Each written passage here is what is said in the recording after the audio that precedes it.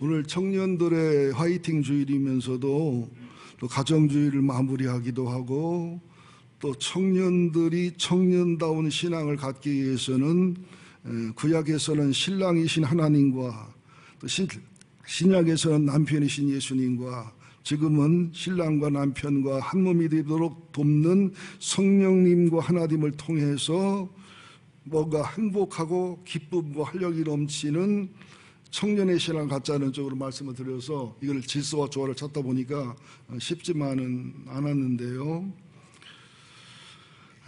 여러분들 참 세상 살기가 만만치 않지요. 청년들 보면은 3포, 5포, 7포, N포, 나중에는 동태포가 안 나오려나 모르겠어요. 그래서 유일하게 역사적으로 보면은 아버지 세대보다 더 못 사는 세대가 지금 세대라고 그래요. 네. 청년들이 우리가 볼 때는 젊어서 좋겠다.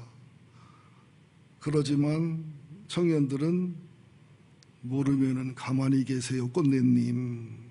그럴 확률이 높은 시대를 우리가 살아갑니다. 성경에는 청년들을 참 긍정적으로 그리거든요. 새벽 이슬 같은 주의 청년들이다, 이런 말이 나와요.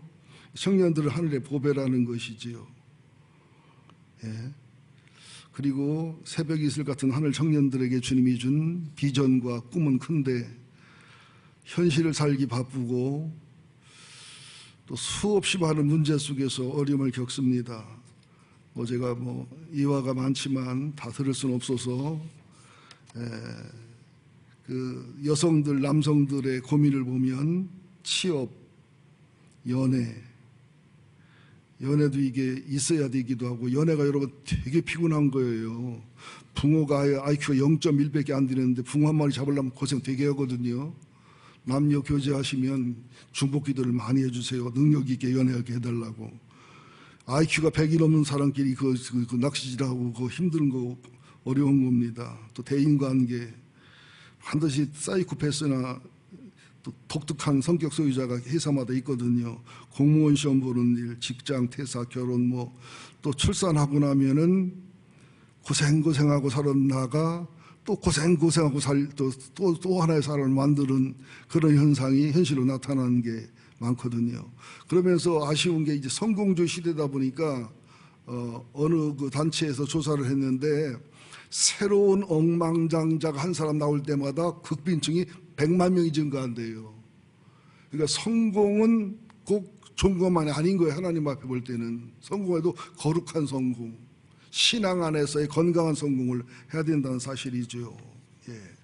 그래서 우선 오늘은 고린도서 11장 1절부터 6절까지를 보면서 이 하나님 신랑과 예수 남편하고 행복하고 즐거울 때 이제 요한 1서 2장에도 보면 아이들, 자녀들, 어르신들, 청년들 나오는데 청년들의 분명한 신앙을 가질 수 있다.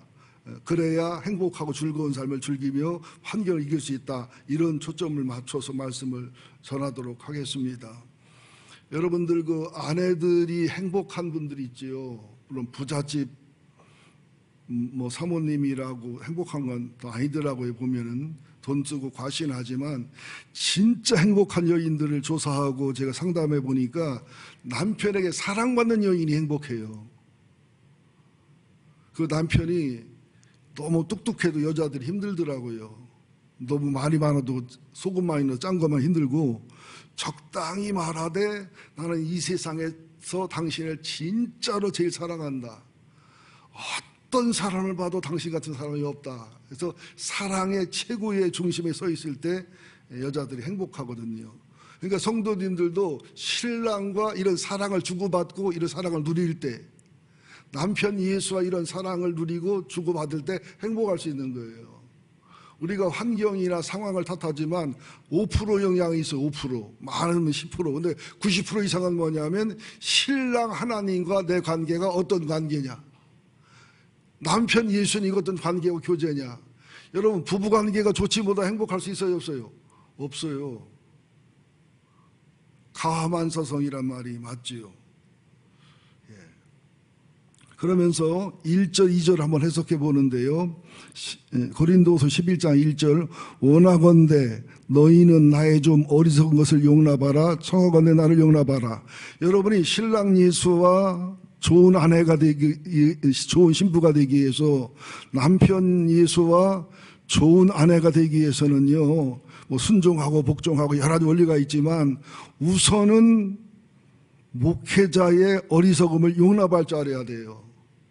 무슨 말이냐면 목회자가 죄인이고 흠이 많기 때문에 설교를 아무리 거룩하게 하고 교회를 부흥시키고 뭐 어떤 위대한 천사처럼 보여도 절대로 여러분 착각하지 마세요. 목사도 사람이에요. 베드로가 고넬료 집에 갔을 때 고넬료가 하나님을 사랑하고 경외하는 사람이기 때문에 엎드려 절하니까 베드로 뭐라 말하냐? 나도 너와 똑같은 사람이다. 그러니까 성도님들은 목사를 뭐 우상하라는 말이 아니고 교주 삼으라는 말은 아니지만 하나님이 소중하기 때문에 말씀 전하는 목회자를 소중히 귀중히 여겨야 되고, 동시에 목회자는 내가 은혜 받은 죄인이지 목사 직분 받은 죄인이지, 그죠? 대언자로서 부름받은 죄인이지 똑같은 죄인이라는 사실을 인정해야 돼요. 어떤 면으로 보면 인간적으로 장로님이 더 훌륭한 분들이 있어요. 아멘, 그게 나요. 그러면 정신 차려야 돼, 그분은요. 맞아. 서로 그러면 안 돼요. 그래서 목회자는 성도님 앞에 나도 사람입니다, 나도 연약합니다, 이렇게 고백을 해야 되고, 성도님들은 엎드려 절할 만큼 당신이 기회서가 아니라 당신의 하나님이 소중하고 귀중하기 때문에 이런 자세가 필요하다는 거죠. 근데 왜 바울은 어리석음을 용납하라고 했냐면, 바울에게는 어마어마한 장점과 강점과 의대함이 있었지만 그만큼 약점이 컸어요. 이게 일종의 정신병이었다는 말도 있고요, 간질이었다는 말도 있고요, 안질이었다는 말도 있고요, 지나친 성욕이었다는 말도 있고요, 생겨도 아주 그냥 너무 못생긴, 그 반지의 제왕에 보면 콜롬 나오죠. 이렇게 못생겼기 때문에 편지로 볼 때는 바울을 존경하고 은혜 받지만 바울을 보면은요 다 기절하려고 그래요. 그 정도였다고, 약점이. 그리고 한참 설교하다가 한 5분 동안 거품을 물고 간지라고 일어나 다시 설교하면 은혜 되겠어요? 그 약점이 컸던 사람인데, 여기서 어리석은 것이라는 건 뭐냐면 2절을 봐도 하는 말이에요. 먼저 정결한 처녀로 한 남편 예수에게 중매를 하다 보면 바울이 자랑하지 말아라, 뭐 변명하지 말아라, 심판 때 칭찬이 있으니까 사람에게 그때 알아달라 하지 마라, 그렇게 설교해놓고서 자기는 변명을 해야 돼. 내가 이런 심정이었거든, 이런 심정도 얼마나 자기 설교에 모순이 되고 어리석어 보여요. 그럴지라도 너희들을 설득하고 너희들의 영혼을 위해서는 내가 한 설교에 어긋나고 내가 한 말에 어긋나지만 어리석다 소리를 들어도 나는 할 수밖에 없다는 것을 좀 용납 좀 해달라. 그리고 여러분 목회자 용납하라면 여러분이 손해봐요. 은혜가 안 되고 화가 나고 속상하고 실족하면 설교를 잘하면 잘할수록 너나 잘하세요, 그 마음이 올라오죠. 대답을 하지 마요. 올라오지요. 또 말은 잘해요. 하여튼 사기꾼 기질이 있어가지고 막 이런 분노가 올라오고, 아이고 자기한테나 적용하지 뭘 우리 보고 강요해, 이런 분노심이나 반항심이 올라온단 말이죠.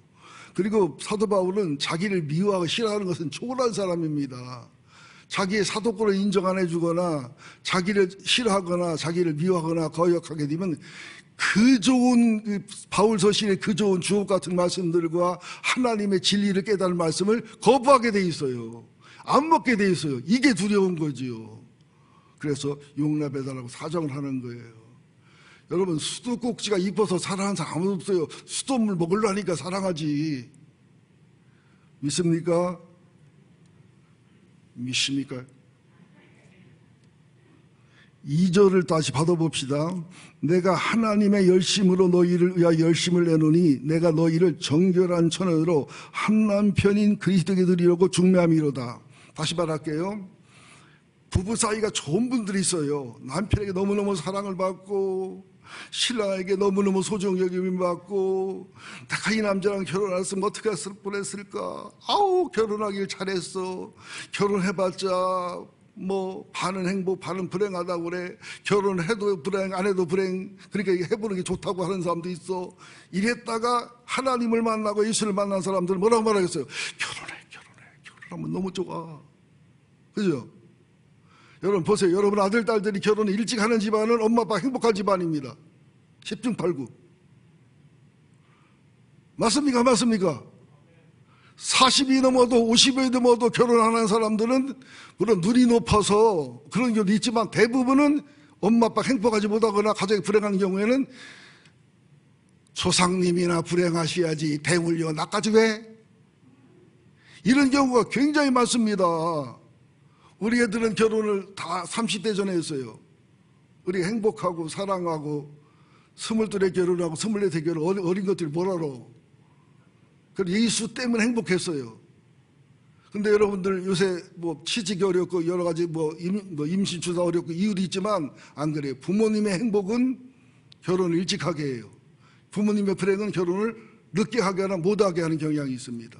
동시에 예수 신랑하고 행복한 신부된 성도들은 또 하나님 신랑하고 행복한 이스라엘의 지파 속에 있는 하나님의 사람들은 반드시 결혼을 친구들에게 하라고 권하게 돼 있어요.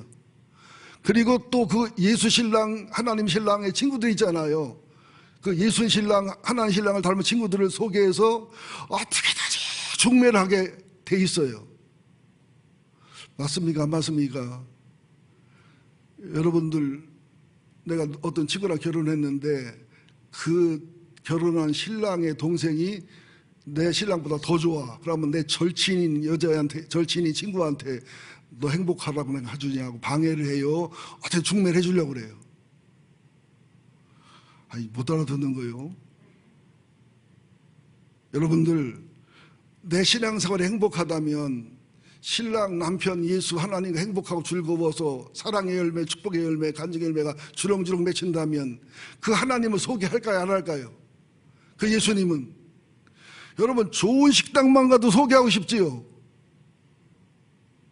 맛있는 반찬만 보고 소개하고 싶지요. 이번 거제도로 목회자 수양을 다녀왔는데 제 친구 겸 동기 되는 목사님이 보냈더라고. 어디 가라고. 그래서 극성도 맞아. 우리 가서 알아서 맛집 찾아가면 되지. 그랬더니요, 가보니까 가본 중에서 가성비가 제일 높고 제일 맛있더라니까.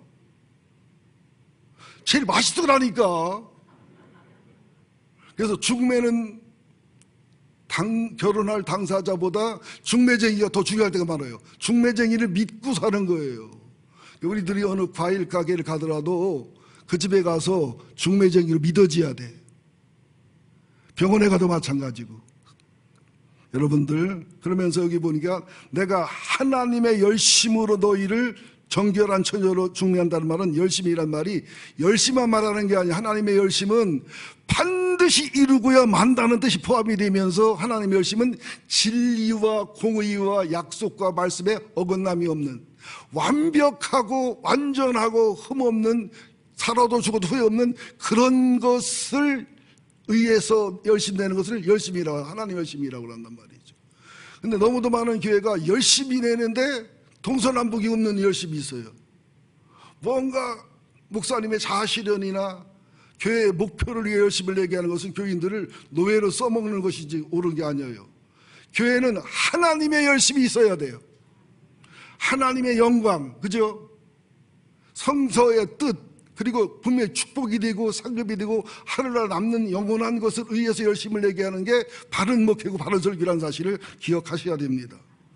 제가 선목회를 1976년 10월 12일 날 갔는데 거기 계신 전도사님이 얼마나 열심히 특심인지 몰라. 근데 교인들이 다 열심히 있는데 이상한 열심이야.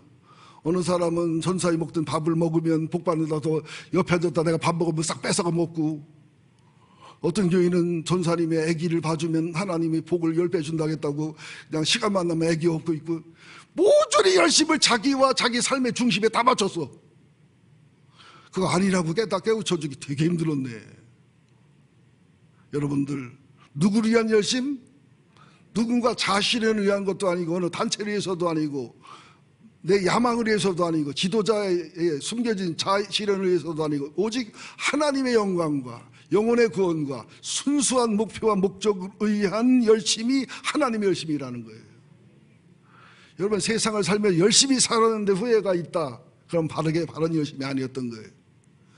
열심히 살다가 화장실 하나, 화장실 둘, 화장실 셋, 화장실 넷 집을 사놓고 죽었다.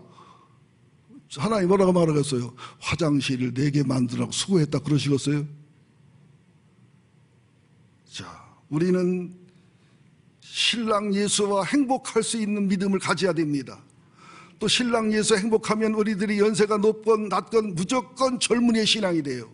갈렙이 85세 때 여호수아한테 와서 내가 45년 전, 40년 전에 모세 때, 40대 때 정탐꾼으로 열심히 일하고 긍정적 보고를 했지만 지금은 나이가 85세지만 40대 때나 85세나 힘이 똑같다. 어떻게 힘이 똑같았겠어요? 영혼은 안 변한다는 거예요. 영혼은 더 강해지게 돼 있지. 여러분들 마음이 늙어야 안 늙어요? 대답은 하지 마시고 60, 70, 80 되신 어르신들만 얘기해 보세요. 예쁜 여대생이 내가 꿈에도 그리고 상상하던 여대생이 앞에서 알찐알찐하면 가슴이 뛰어요? 가슴이 안 뛰어요? 나는 뛰어. 뛰다 거울을 보지. 웬 늙은이? 그리고 70, 80 넘었는데 이쁜 여자를 보고 아름다운 여자를 봐도 자연을 봐도 가슴이 안 뛴다. 그럼 곧 갈 때가 된 거예요. 아니, 정말입니다. 가슴이 뛰기, 마음이 안 늙어요. 영혼은 안 늙어요. 안 늙는 게 아니라 영혼은 젊은이로 성숙해요. 그래서 우리가 하늘나라 갈 때는 흔대기로 갈까 새대기로 갈까? 폭삭댁도 하늘나라 갈 때는 새대기요. 지금 돌아가신 우리 장권사님 어머님이 새대기일까 폭삭댁일까? 하늘나라 가서 새대기요. 아니 200살이라도 하나님은 5만 살이요 10만 살이요. 아이고, 주님 앞에는 다 새대기죠. 지금 제가 말하는 중심을 이해하시겠지요? 다시 한번 복습합시다. 신랑 하나님과 신랑 예수님과 행복합시다. 행복합시다. 그러면 어떤 신앙이 돼요? 젊은이 신앙이 돼요. 요한일서 2장에도 보면 젊은이 신앙이 뭐라고 표현됐냐면 젊은이들아 청년들아 너희가 악한 자를 이겼음이라. 신앙이 젊고 영이 강하니까 악한 자를 이기지요. 또 14절에 보면 내가 너희에게 쓴 것은 너희가 강하고 젊은이의 영성은 강하지요. 기도도 강하고 말씀도 강하고 찬양도 강하고 하나님의 말씀이 너희 안에 거하시고 말씀이 너희 안에 거하시고 너희가 말씀 안에 거하시고 말씀의 사람이 되죠. 너희가 흉악한 자를 이겼다. 사단과 또 죄와 이단과 미혹을 이기는 게 젊은이의 신앙이라는 거예요. 젊다고 젊은 게 아닙니다. 여러분 죄송하지만 연세가 들었어도 영혼이 젊은 분이 있고요. 젊은이라도 어르신 같은 분이 있어요. 꿈이 없는 분은 그렇잖아요. 그래서 여러분들 고린도 전서는 책망을 주로 했습니다. 고린도께 문제점이 있기 때문에, 심각한 문제 있기 때문에. 그래서 나중에 바울이 걱정했는데도 징계를 받고서 회개하고 돌이켰을 때 고린도서는 의로를 한 거예요. 의로를 하면서 특별히 사도 바울은 평생토록 사도권 때문에 고난을 당하고 고통을 당했어요. 왜냐하면 12제자들이랑 맞대하는 예수님과 함께 동행했잖아요. 근데 사도 바울은 말만 사도지 예수님하고 동행 안 했잖아요. 그죠? 그리고 또 12명 중 뽑힌 적도 없잖아요. 다메섹 도상에 예수 핍박하러 가다가 예수 만나서 변화됐는데, 그래서 하나님이 사도 삼았다 했는데, 예수님이 사도 삼았다 했는데 보이는 증거가 없으니까 일평생도록 진짜 사도 아니요, 자칭 사도야. 여러분 얼마나 힘들겠어요. 목회자들이 제일 힘든 게 뭐냐면 우리 목사님은 가짜 목사리야. 그죠? 목사 자격도 있나 몰라. 이렇게 멸시와 천대와 무시를 받을 때 멸시와 천대가 무서운 게 아니라 그가 쓴 바울 서신이 무용지물이 된단 말이에요. 그가 전한 복음이 다 헛것이 된단 말이에요. 이것이 바울은 너무 두렵고 떨림으로 그렇게 변명하고 변호했던 거예요. 여러분들 젊은이의 신앙을 가집시다. 예수님과 행복합시다. 성령님과 행복합시다. 그러면 사랑받는 여인들의 특징이 뭐라겠어요? 아까 말씀하다 말았는데 걸음걸이가 달라요. 표정이 달라요. 눈빛이 달라요. 피부가 달라요. 아니 진짜요. 몸매도 다를 수도 있어요. 물만 몸 찌는 여자 안 그러지만 그러면서 당당하지요. 안 그런 분들은 010-2043-7441로 전화하시면 말씀드리겠습니다. 자, 그러면서 3절, 4절을 보자고요. 굉장히 중요한 부분입니다. 이게 갈수록 중요해요. 3절, 뱀이. 같이 봅시다. 뱀이 그 관계로 하와를 미혹한 것 같이 너희 마음이 그리스도를 향하는 진실함과 깨끗함에서 떠나 부패할까 두려워하노라. 여러분, 뱀이 한 게 아니라 사단이 뱀을 이용했는데, 왜 뱀을 이용했냐면 사단이 써먹기 가장 좋은 게 짐승 중에, 동물 중에 뱀이었어요. 여러분들, 성령님도 자기가 쓰기에 편한 사람을 찾아서 쓰시고요, 사단도 자기가 쓰기가 좋은 사람을 통해 쓰는 거예요. 여러분, 배역도요, 방자처럼 생겼는데 이도령으로 안 써요. 그럼 드라마 망치지. 그죠? 향단이처럼 생겼는데 춘향이로 쓰면 큰일 나잖아요. 옛날에 패티컴이 뭔 영화에 주인공 나왔는데 크로즈업 하니까 사람들이 그러더라고요. 어머니 모르는 거. 신성이라고 키스한 장면이 나오는데 김지민이나 윤정이는 잘 어울리는데 패티컴이 쭉 들이게 하고 안 어울리더라. 아니, 그분이 못생겼다는 소리 아니에요. 여러분, 배역대로 하나님 쓰신다는 거죠. 자, 뱀이, 사단이 얼마나 지혜로우면 하나님 말씀을 어기고서 선악과를 따먹겠을까요? 얼마나 설득력이 있으면. 여기서 이 관계라는 것은 유혹과 미혹이란 말이에요. 하나님은 테스트를 합니다. 우리 신앙을 테스트해요. 우리 훈련시키고 연단과 인내를 이루어서 하나님 그릇을 만들지만 뱀은 반드시 미혹을 합니다. 뱀의 관계와 미혹에 넘어가면 우리들 마음이, 첫째로 마음이 미혹받으면 마음이 삐뚤어져요. 귀가 삐뚤어져요. 그래서 순수하게 들리던 말이 이상하게 들리고 순수하게 느끼는 것이 뭐가 있는가 이렇게 느껴지게 돼 있어요. 그러다 보면 예수를 향한 진실함과 깨끗함이 떠나면서 이상하게 신앙의 문제가 오고 신학의 문제가 오면서 영혼이 부패되면서 버리게 되고 타락을 하게 돼요. 여러분들, 사람을 통해 들려오는 말이 사실일 수 있고 진실일 수 있지만 그 말 속에 오염되올 때가 많아요. 그래서 여러분, 가능하면 사람들과 대화하고 통화하되 분별할 수 있어야 되고, 애부 나갔다 오면 손 씻고 발 씻는 것처럼 여러분, 사람과 대화하고 사람과 교제하고 오면은요, 간직할 것도 있지만 예수의 피로 씻고 성령의 불로 태울 게 많아요. 그저보다 하면 영혼이 오염돼요. 마음이 오염돼요. 누가 욕하더라고, 아무개가 그러는데, 하여튼 교회 가면 당신 꼴 보기 싫어서 교회 올 마음이 없대. 밥 먹다가 당신 옆에 지나가잖아, 밥맛이 떨어진대. 그 말 들으면 밤에 잠이 와야 하나요? 나 뭘 잘못해도 그러지. 난 왜 그렇지? 그러다 보면 전화를 해. 그런 소리 했어? 아이고, 나 그런 뜻으로 한 말이 아니었지. 농담이지, 이게 진담이었겠어. 이래서 말이 또 꼬여. 해봤다 1번, 안 해봤다 2번. 저는 상담의 도 같은 사람입니다. 사람의 말은요, 얼마나 기계미묘한지 몰라요. 그렇기 때문에 분별하셔야 돼요. 그렇게 나를 사랑한 사람 말이요, 나중에 보면 내 뒤통 들죠. 그렇게 까닥스럽게 굴고 그냥 힘들게 했는데 나중에 보면 나의 목숨을 걸어. 이런 일이 엄청 많습니다. 살다 보면. 그래서 여러분들, 절대로 여러분 마음이 미혹되지 않도록, 예수를 향해서 진실함과 깨끗함에 떠나지 않도록 여러분 마음을 지키시고, 목회를 해보면요, 마귀의 괴계와 마귀의 수단이요, 놀라워요. 어쩌면 그렇게 오염되게 말을 하고요, 어쩌면 그렇게 사스, 코로나, 오미크론, 비교가 안 되게 이게 영혼의 병든 말을 오염됩니다.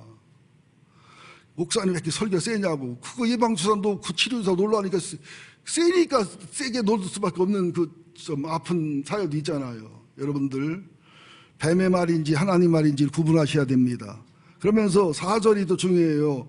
만일 누가 가서 우리가 전파하지 아니한 다른 예수. 여러분, 오리지널 예수가 편할까요? 다른 예수가 편할까요?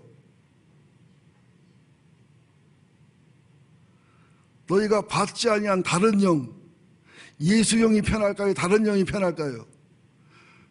다른 복음, 다른 복음이 편할까요? 예수 복음이 편할까요? 여러분들, 오리지널 예수, 오리지널 영, 오리지널 복음은 죄를 드러나게 합니다. 또 영혼의 내 상태대로 드러나게 하기 때문에 은혜도 되고 감동도 되지만 반드시 찔림과 괴로움이 동시에 오게 되기 때문에 불편해요. 이스라엘 백성들이 하나님을 버리고 금송아지 하나님을 따라간 게 그래서 그랬던 거예요. 괜히 그런 게 아니에요, 여러분들. 여러분, 솔직히 얘기하세요. 속으로만. 우리 아내가 상냥해요? 솔직히 마담이 상냥해요?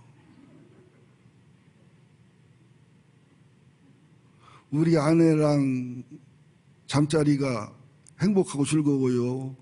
나는 뭘 안 해봐서. 몸 파는 여자들과 잠자리가 더 행복해요.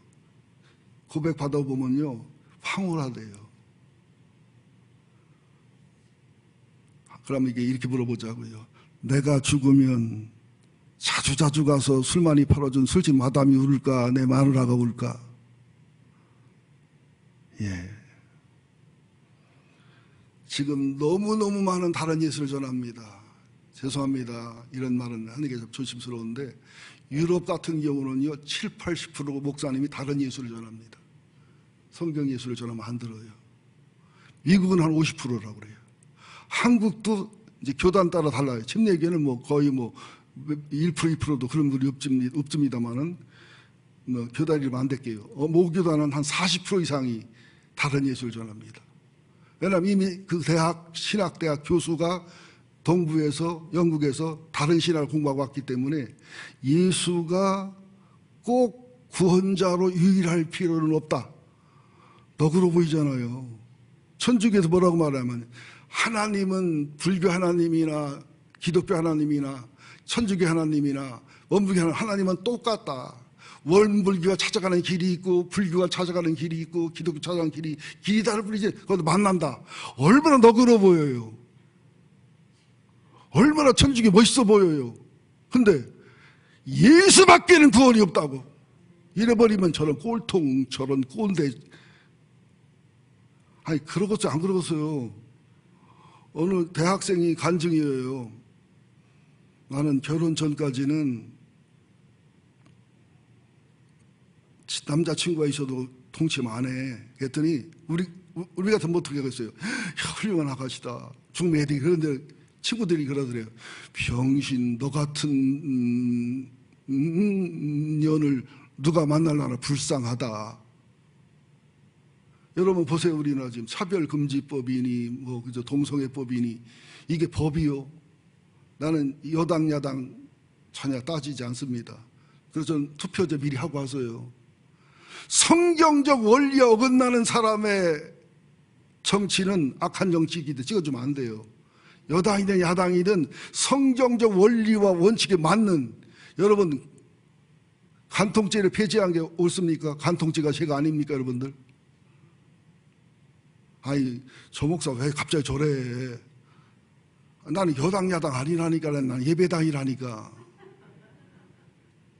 그래서 잘 몰라요 저는 솔직히 그런 거. 근데 한번 그 법적 내용을 읽어보고 교과서를 보니까 한 유치원 교과서에 초등학교 교과서에 막 콘돔 쓰는 법이 나오고 아버지가 이제는 뭐 남성일 수도 있지만 중성일 수도 있고 뭐 이런 얘기까지 나오고 미국 교과서는 더하지요. 이게 소돔과 고모라나 노아 시대처럼 타락했는데도 이것이 법이 돼버리면 나중에 문화가 돼요. 문화가 돼버리면요 믿는 사람이 죄를 지면서도 문화이기 때문에 죄라고 안 느껴진다니까. 분명히 말합니다. 성경에서 말한 죄는 영원히 죄예요. 아닌 건 아닌 거예요. 여러분 저는 절대로 신앙적 애골에 빠질 마음이 없는 사람입니다만은 예수 외에는 구원자가 없습니다. 그리고 예수의 하나님이 참 하나님이지 하나님 여럿인데 다른 하나님 다 유사품 하나님입니다. 가짜 하나님이지 진짜 하나님은 아닙니다. 아이 꼴통이네. 예, 저는 원래 꼴통이에요. 제 본 이름은 박꼴통이에요. 그러니까 사도 바울이 가슴이 찢어지게 아픈 거예요.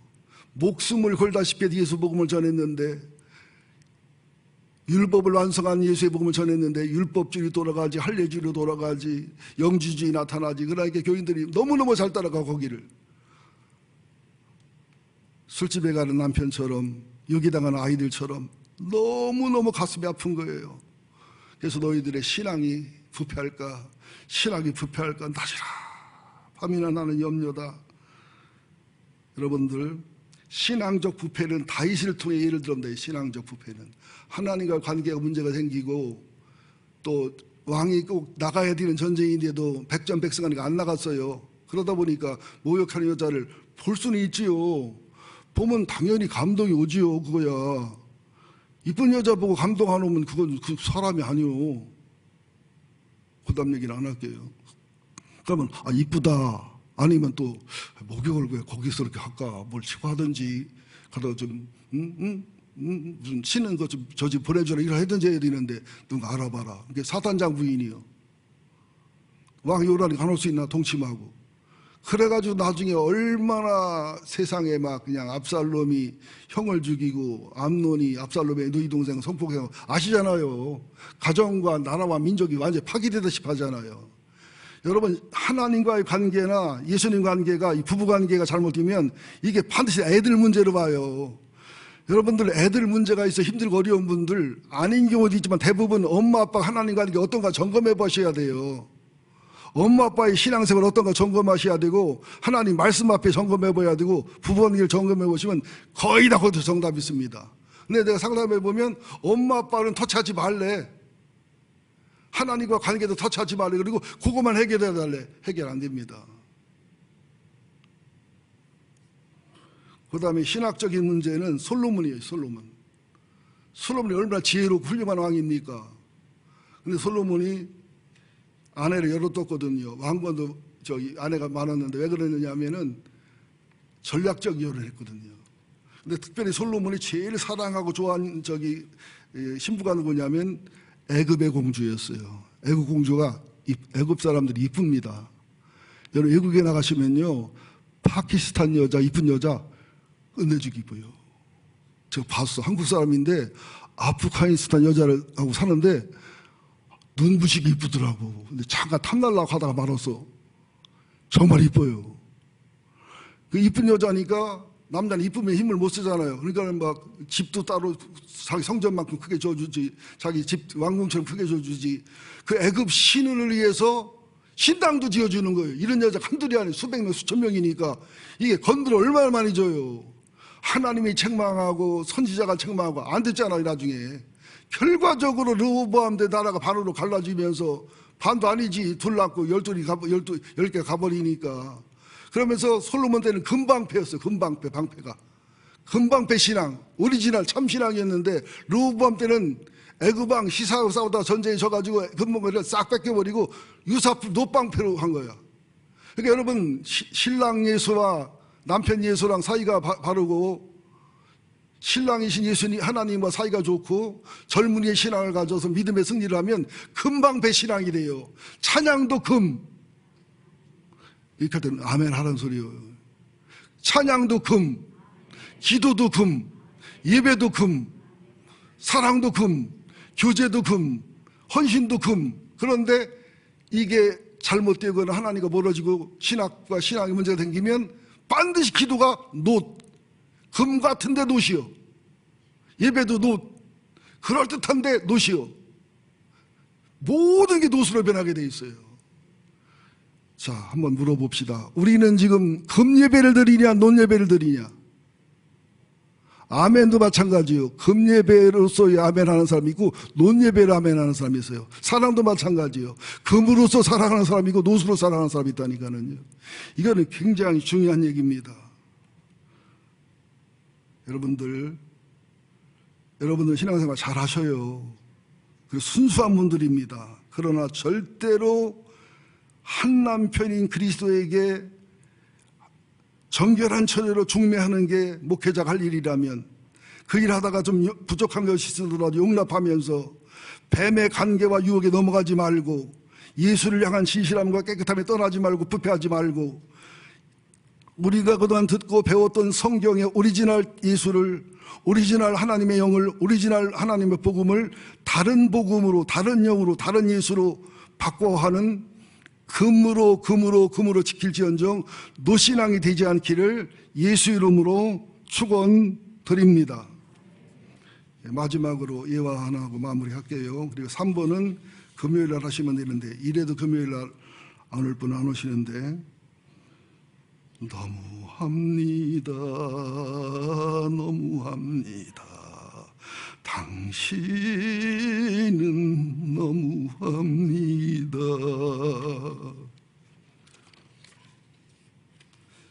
여기 김규신이라는 선생이 계시는데 여러분 아시죠? 김 권사님이라고 옛날에 박어리 장로님 주변에 살던 조신의 집안이죠. 무슨 조신가 그 어르신이 있죠. 그분이 김규신 씨 따님인데 유명한 분입니다. 굉장히 유명한 분이에요.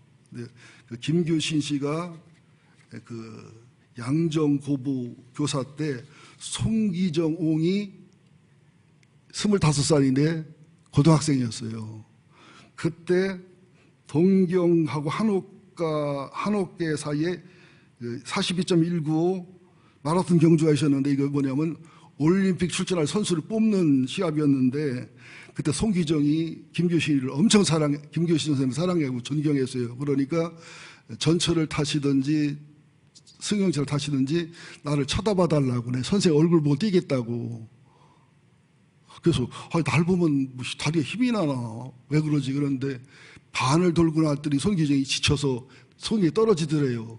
그때 창문을 열고서 김규 선생님이 쳐다보면서 막 눈물이 막 빗물처럼 쏟아지면서 기정아 아니면 기정군, 옛날에 재군이란 말 썼어요. 손기정 재군 힘내 울면서. 그러니까 이 손기정의 고백이 힘들고 어렵고 지쳐 쓰러지고 싶었는데 선생님의 눈물, 그런 나를 사랑하는 사랑의 눈빛을 보고 나는 쓰러질 수 없었다. 그래가지고요 그날 신기록을 했어요. 신기록이 2시간 26분 몇 초였는데 베를린 가서 뛰었을 때는 2시간 29분 19초였는데요 예선전 때가 26점 몇 초로 더 기록이 많이 나왔어. 선생 얼굴 보고 뛸 때가. 아는 거예요, 모르는 거예요, 여러분들. 예수 신랑의 얼굴을 봐야 돼. 신랑 하나님을 바라봐야 돼. 힘들지요, 솔직히 여러분들. 지치지요. 때로는 교회 오고 싶지 않지요. 저 지겨운 설교를 33년 들었는데 저 죽지도 않고 계속 사라져 있으니 어떡하나 이거. 이럴 수도 있지요. 예수 믿으면 뭐 간증이 되는 간증도 없고 뭐 무슨 뭐 초월적 경험이 있다리나 이런 것도 없고 막 여러 가지 이유로 마음이 부패하고 지치고 낙심할 수 있어요. 그러나 눈물을 흘리시는 예수 얼굴을 바라본다면, 십자가에 달린 예수를 바라본다면, 성령님의 탄식을 바라본다면, 하나님의 소원을 바라본다면, 예수님의 사랑의 몸부림을 바라본다면, 선생님 김규신의 눈물 때문에 지치고 쓰러질 때 손기정이 뛰어서 2시간 26분을 당시에 낼 수 없는 기록입니다. 그래서 선수가 돼 나가가지고 1등은 손기정, 3등이 서윤복이 했죠. 일장기 달고서.